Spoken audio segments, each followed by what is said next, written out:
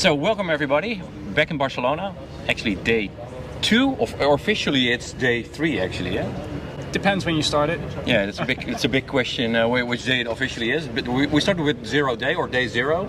Within the security mindset is not a good thing, but for us it is. Welcome everybody, and let's see what happened today. Actually, I want to start. We'll start you. 2 days ago we spoke about what's happening on the security mindset. Can you give a small wrap up of what happened in the meanwhile?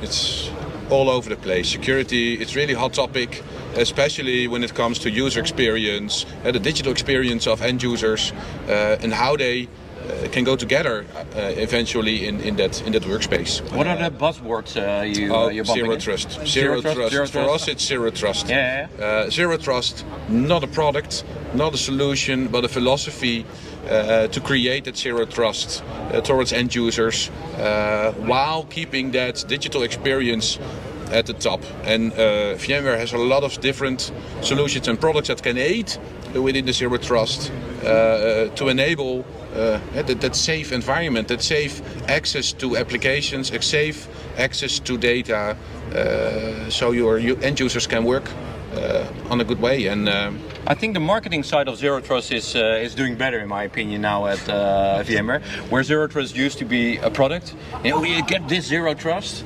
Is it now? It's a philosophy, or it's a journey, they say. And if you take the key components out, you can get it into your Tanzo and your Docker environment, or use it in your development line. You can integrate it in your workstation setups and your user experience. But if you have to think about Zero Trust, what are the first things popping up from more management perspective?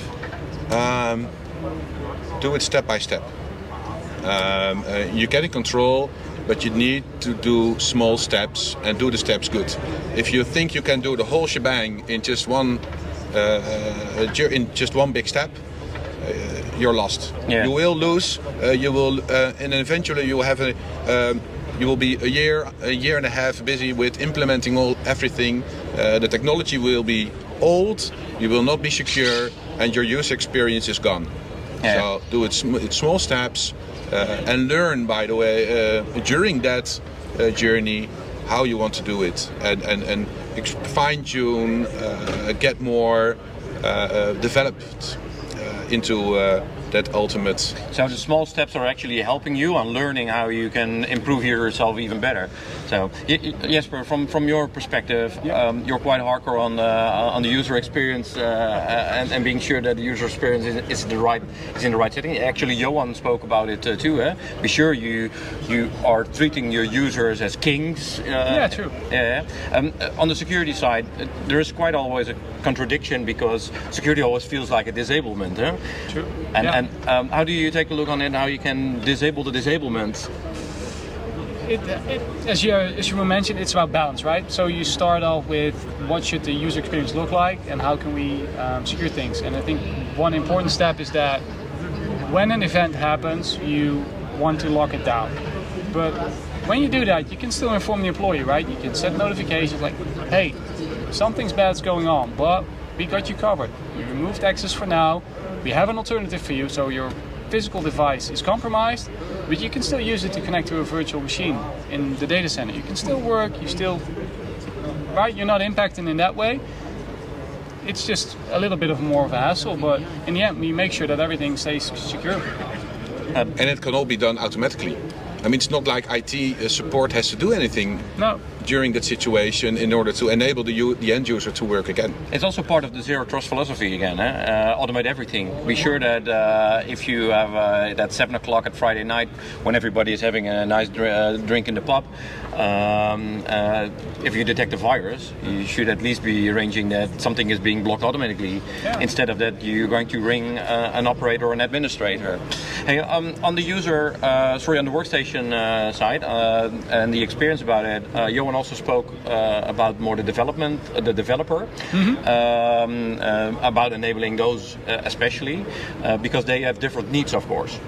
Yeah, we typically see as I don't mean that in the wrong way, but a developer as a tough person to work with, because they have special needs, special demands, and from a endpoint management perspective, that typically conflicts because you want everything locked down, you want everything set in stone, and that just doesn't work for developers. What you want to do is you want to offer them the freedom that they need, but still remain in control. And with new capabilities in Workspace ONE or with Horizon, we can actually do that. We can combine those two worlds and ensure we offer a great developer experience as well.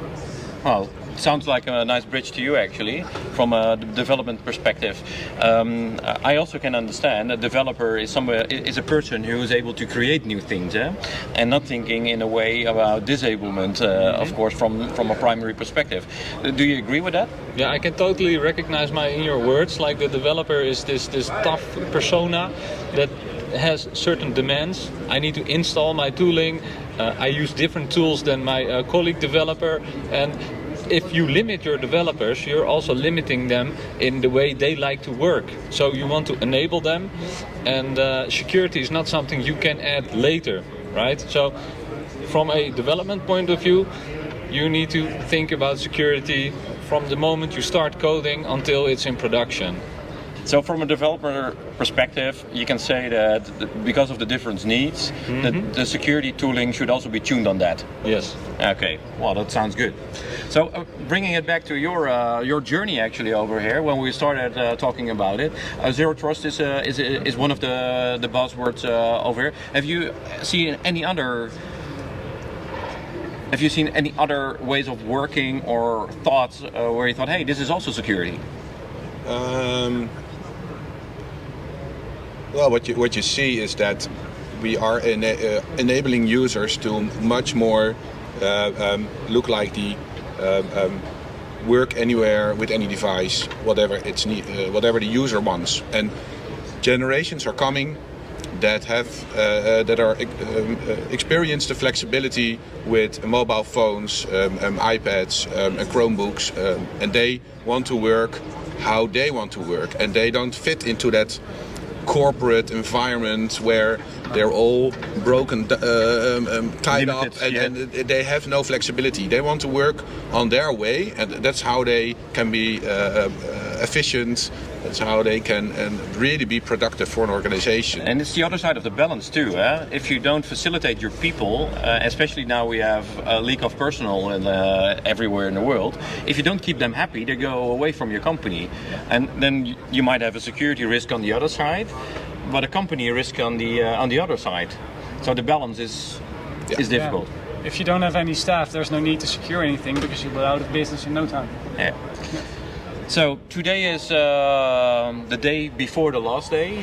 Tomorrow we still have a morning left. Yeah. Are there any subjects you think, well, there's the thing where I'm going to focus on from your side? Tomorrow a little bit about apps and how we can deliver apps to end users. I think that, sorry to bust in. I think that's a great bridge to the Zero Trust strategy, right? With RDSH is a technology that's been around for ages. It's been perfected. There's no real work being done on that, but to enable that secure and great user experience, we can use new capabilities to reinvent or re-architect the way that we offer published applications in a way that it's flexible while not being a strain on your data center. So it's a great combination. I think that will be one of the main topics for tomorrow. Yeah. It sounds like you still have something for tomorrow. On your side, what's on your schedule for tomorrow? Not too much. Thursday is travel day as well, right? It's travel day too. Okay. Yeah, okay. Indeed. And we fly early back, so no, it's not. So your main key points you already learned in the past few days, and and if you want to address a few of those points based on security, what's the key point you think that's my takeaway?